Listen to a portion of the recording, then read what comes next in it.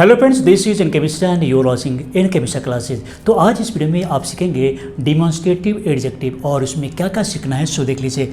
Other के साथ में सिंगुलर काउंटेबल नाउन का यूज़ करेंगे, प्लूरल काउंटेबल नाउन भी होगा, लेकिन अनकाउंटेबल नाउन का यूज़ यहाँ पर नहीं करेंगे। उसके बाद हम देखेंगे एनदर के बाद में सिंगुलर काउंटेबल नाउन का यूज़ करेंगे, एनदर के बाद में न्यूमरल एडजेक्टिव का यूज़ करेंगे और ये भी आपको हम बतलाने जा रहे हैं।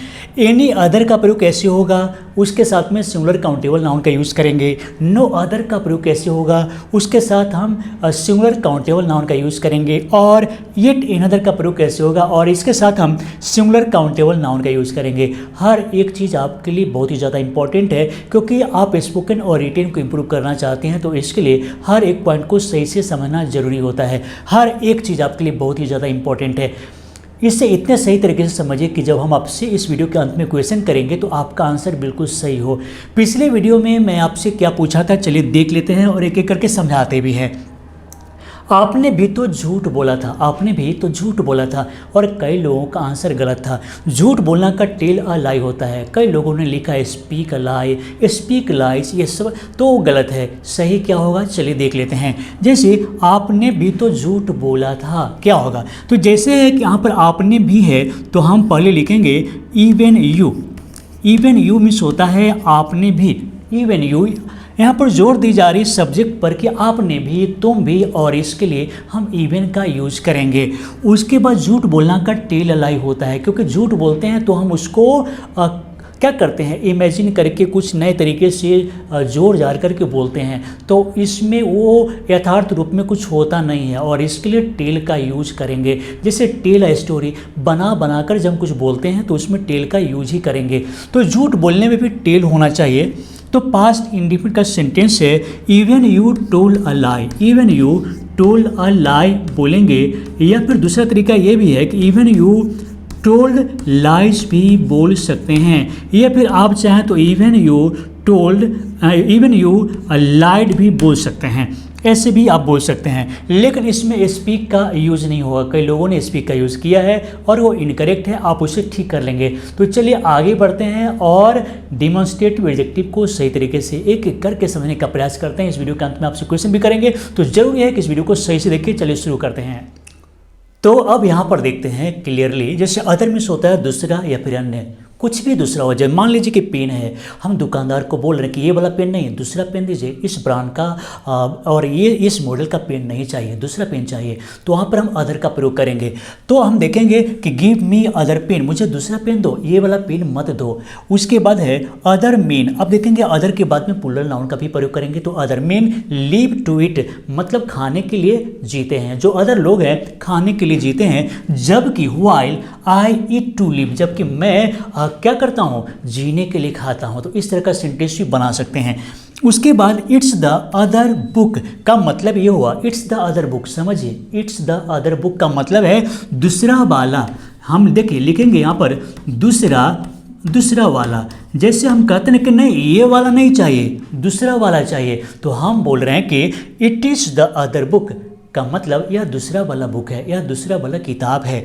उसके बाद it is the other one. अब डायरेक्ट हम बोल रहे हैं कि it is the other one, यह दूसरा वाला है, वो नहीं है, यह दूसरा वाला है, it is the other one. इस बात को याद रखेंगे। उसके बाद देखेंगे give me the other one. अब फिर हम बोल रहे हैं कि दूसरा वाला दीजिए, ये वाला मत दीजिए, give me the other one. अब इसको याद रखना है कि द अदर वन में होता है दूसरा वाला।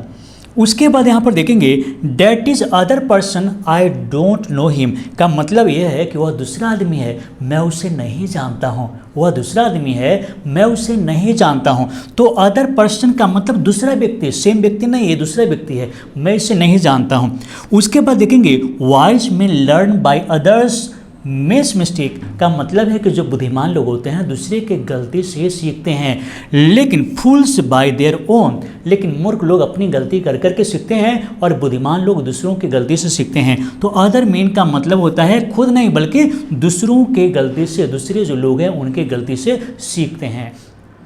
अब यहाँ पर देखेंगे इन अदर का मतलब क्या होता है, जैसे एक दूसरा, एक और, या फिर एक अतिरिक्त। अब यहाँ पर ठीक से समझिए, अदर का मतलब तो बिल्कुल दूसरा हो गया, ये नहीं, ऐसा वाला नहीं। लेकिन इन अदर का मतलब हुआ कि यही वाला एक और, यही चीज़ मैं एक और खरीदना चाहता हूँ, तो हम बोलेंगे कि गिव मी अनदर पेन। का मतलब ये हुआ कि यही वाला एक और दे दीजिए। तो अब इसके साथ क्या है कि इसके साथ हम क्या करेंगे, सिंगुलर काउंटेबल नाउन का यूज़ करेंगे। हम प्लूरल काउंटेबल का यूज़ ये इन अदर के साथ में नहीं करेंगे। इसके साथ प्लूरल नाउन नहीं आएगा, सिंगुलर नाउन आएगा, वो भी काउंटेबल। अब इन अदर का मतलब होता क्या है, देखेंगे एन प्लस अदर होता है। एन प्लस अदर, यहाँ पर हटाइए, एन प्लस अदर होता है का मतलब an other. An plus other, खुद इसमें एन लगा हुआ है और इसलिए इसमें हम एन अलग से यूज नहीं करेंगे। तो एन अदर, कितने लोग एन इन अदर करेंगे तो वो गलत हो जाएगा, इसलिए इसके रियल मीनिंग को समझिए कि हम एन अदर को एक साथ करके इन अदर लिखते हैं। तो अब यहाँ पर सेंटेंस ग्रुप में देखेंगे तो ज़्यादा समझ में आएगा। तो please give me another pen, please give me another pen. अब यहाँ पर दूसरा पेन तो मुझे दीजिए, कृपया मुझे दूसरा पेन दीजिए। इसका मतलब ये हुआ, दूसरा का मतलब यहाँ पर हुआ कि यही वाला चाहिए, दूसरा यही वाला सेम कंपनी से ब्रांड का दूसरा चाहिए मुझे। उसके बाद आई वॉन्ट अनदर बुक का मतलब ये हुआ कि मान लीजिए आप कोई किताब खरीदे हैं लेकिन वो फटी हुई है, कुछ भी कोई प्रॉब्लम है, तो आप बोलेंगे इन अदर बुक दे दीजिए। का मतलब सेम बुक चाहिए लेकिन दूसरा निकालिए। उसके बाद क्या है, please show me in other example का मतलब है कि एक और एग्जाम्पल मुझे इसी चीज़ का, सेम चीज़ का दे दीजिए, दिखा दीजिए। उसके बाद is there another room we could use, क्या कोई और रूम है, एक और रूम है, कोई दूसरा रूम है जिसे मैं यूज़ कर सकता हूँ, जिसमें मैं रह सकता हूँ। तो एक और रूम, सेम रूम जैसा, सेम फैसिलिटी का एक और रूम। उसके बाद देखेंगे I am going to have another cup of tea का मतलब है कि मैं एक कप टी और लेने जा रहा हूँ। अनदर का मतलब है एक और सेम चीज़ एक और। जैसे अभी मान लीजिए कि मैं चाय पिया हूँ लेकिन एक और सेम टी चाहिए मुझे, एक और कप चाहिए। उसके बाद देखेंगे देयर विल बी अनदर बस आफ्टर अ फ्यू मिनट्स का मतलब है कि कुछ मिनटों बाद एक और बस होगी, कुछ मिनटों बाद एक और बस होगी। अनदर बस का मतलब है कि सेम डेस्टिनेशन जाने वाली। अनदर बस का मतलब है सेम फंक्शन वाली, सेम डेस्टिनेशन जाने वाली बस चाहिए। उसके बाद यहाँ पर there must be another way of doing this work का मतलब है कि इस काम को करने के लिए कोई और एक और उपाय ज़रूर होगी। तो बिल्कुल आप समझ गए होंगे कि अदर और अनदर में क्या अंतर है। अब यहाँ पर क्या है कि अनदर के साथ में न्यूमरल एडजेक्टिव का यूज करेंगे, मतलब 1 2 3 4 का भी प्रयोग करेंगे। अनदर के बाद में ऐसे सिंगुलर काउंटेबल नाउन होता है, सिंगुलर नाउन का यूज होता है, लेकिन संख्या लिख सकते हैं और किस प्रकार से लिखेंगे, किस प्रकार से यूज करेंगे, और उस संख्या के बाद में हम प्लूरल नाउन दे सकते हैं। हम सेंटेंस ग्रुप पे देखेंगे I need another 5 hours to complete my work, मुझे इस काम को कंप्लीट करने के लिए, अपने काम को कंप्लीट करने के लिए 5 घंटे और चाहिए। का मतलब अनदर 5 आवर्स, अनदर 5 आवर्स का मतलब कि 5 घंटे और चाहिए इस काम को कंप्लीट करने के लिए। तो आपने यहाँ पर क्या सीखा, हम अनदर के बाद में संख्या लिख सकते हैं और उसके बाद हम प्लूरल नाउन का यूज कर सकते हैं। उसके बाद देखेंगे it took me another 5 months to start the project का मतलब हुआ कि इस प्रोजेक्ट को, इस योजना को शुरू करने में मुझे 5 महीने और लग गए, 5 महीने और लग गए। उसके बाद देखेंगे give me another 2 days to repair the mobile का अगर दुकानदार बोला कि भाई अब मुझे 2 दिन और दे दीजिए, मोबाइल को रिपेयर करने के लिए मुझे 2 दिन और दे दीजिए। फिर हम देखेंगे it will take another 6 months to learn English, और इंग्लिश सीखने में 6 महीने और लगेंगे। तो another 6 months, another 5 months, another 2 days, another 4 hours, another 5 hours, तो ऐसे करके भी यूज़ कर सकते हैं। और ये वास्तविक में बहुत ही एडवांस है और इससे हम आपको क्वेश्चन भी करेंगे। अब यहाँ पर देखेंगे कि एनी अदर का प्रयोग कैसे करें। इसका मीनिंग होगा कोई अन्य, एनी अदर, और इसका यूज़ हम निगेटिव के लिए करेंगे। जब भी निगेटिव सेंटेंस होगा, नॉट लगा हुआ होगा, तो हम उसमें एनी अदर का यूज़ करेंगे। मीनिंग क्या होगा, कोई अन्य, निगेटिव सेंटेंस के लिए यूज़ करेंगे। एनी अदर के बाद भी हम सिंगुलर काउंटेबल नाउन का यूज़ करेंगे, मतलब सिंगुलर नाउन होगा और काउंटेबल होना चाहिए। I don't like any other pen का मतलब है कि मैं दूसरे किसी भी कलम को, किसी अन्य कलम को पसंद नहीं करता हूँ, मुझे तो यही पसंद है, मुझे दूसरा पेन पसंद ही नहीं है। उसके बाद देखेंगे I did not give her any other book, मैंने उसे कोई दूसरा यानी कि कोई अन्य किताब नहीं दिया था। उसके बाद do you not have any other pen, क्या आपके पास कोई अन्य पेन नहीं है, क्या आपके पास कोई अन्य कलम नहीं है। उसके बाद देखेंगे now don't show me any other book, अब मुझे कोई दूसरा किताब मत दिखाइए, ये बुक जो है मेरे लिए काफ़ी है, अब मुझे कोई दूसरा बुक मत दिखाइए।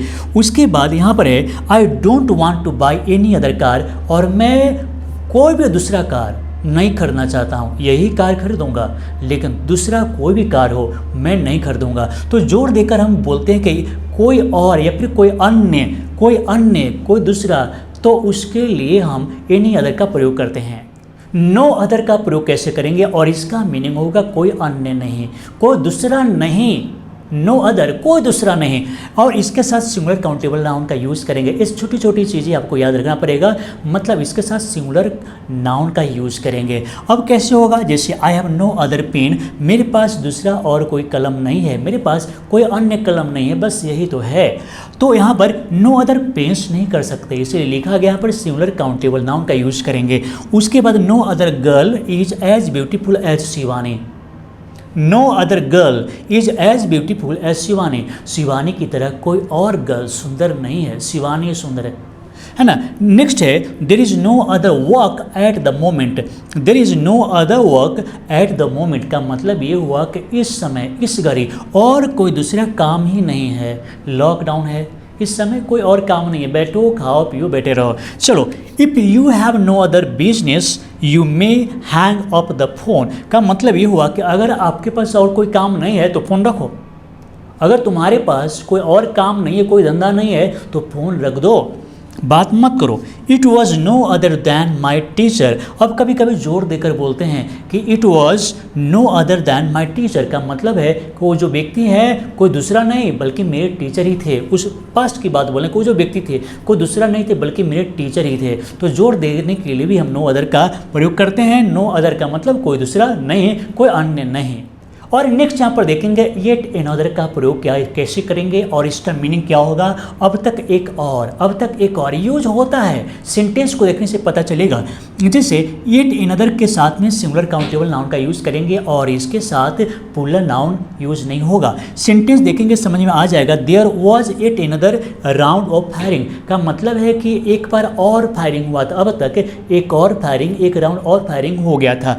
उसके बाद हम देखेंगे I have read yet another novel का मतलब है कि अब तक तो मैं एक और नॉवेल पढ़ चुका हूँ। तुम बात कर रहे हो, अब तक तो मैं एक और नॉवेल पढ़ चुका हूँ। उसके बाद there is yet another hurdle on my way, और मेरे रास्ते में एक और परेशानी आ गया, एक और समस्या आ गया है। उसके बाद I have seen yet another thief in that room, अब हम बोल रहे हैं कि मैं उस रूम में एक और चोर को देखा हूँ, अब तक एक और चोर को मैं उस रूम में देख चुका हूँ। अब यहाँ से हम देख रहे हैं कई चोर गया या फिर भाग गया, लेकिन वहाँ पर मैंने अब तक एक और चोर को देख लिया हूँ। उसके बाद he has got yet another success, और उसने जो है अब तक एक और सफलता पा लिया, उस व्यक्ति ने अब तक एक और सफलता पा लिया। तो इस तरीके से हम बोल सकते हैं और येट एनदर का यूज़ कर सकते हैं। तो आज का क्वेश्चन देख लेते हैं। टुडेज क्वेश्चन क्या है, मुझे 10 मिनट और चाहिए। इसका फार्मूला मैंने आपको बतलाया था, ट्रिक और सूत्र बताया था। एनदर के बाद में हम क्या करेंगे, न्यूमरल एडजेक्टिव और प्लस प्लूरल नाउन का यूज़ करेंगे, बता चुके हैं। जैसे मुझे 10 मिनट और चाहिए, इम्पॉर्टेंट है, ऐसा बोलने में काम आता है, ऐसा हम लोग यूज़ करते हैं। तो इसलिए हम देखते हैं कि आपका आंसर कितना सही होता है, क्योंकि अभी तो हमें समझ में आ नहीं रहा है इस क्या मीनिंग होगा, कुछ समझ में नहीं आ रहा है। जब आप लोग लिखेंगे आंसर देंगे तब समझ में आएगा और मैं तब देखूंगा। तो जल्द और अभी का अभी कमेंट कीजिए और सही जवाब देने का प्रयास कीजिए, क्योंकि अगर मैं कभी कभी रिस्पॉन्ड आपके आंसर का रिस्पॉन्ड नहीं कर पाता हूं, लेकिन इसके बावजूद भी पढ़ता ज़रूर हूं कि कौन कौन आए थे, कौन कौन हमारे वीडियो को देखे समझे और हमारे पूछे गए सवाल का आंसर भी दिए। मैं देखता ज़रूर हूँ, आपका नाम तक याद रखता हूँ, इसलिए कमेंट अभी कीजिए। और अगर आप न्यू हैं, अब तक सब्सक्राइब नहीं किए हैं चैनल को, तो सब्सक्राइब कर लीजिए, क्योंकि सब्सक्राइबर को बढ़ाना है, बहुत लोगों तक पहुंचना है। तो आप अगर नहीं सब्सक्राइब किए तो सब्सक्राइब कर लीजिए, वीडियो को नहीं लाइक किए तो लाइक कर लीजिए, अब तक अभी कर लीजिए, और शेयर ज़रूर कीजिए ताकि और लोगों तक पहुंच सके। तो चलिए, इस वीडियो को देखने के लिए आप सभी को बहुत बहुत धन्यवाद।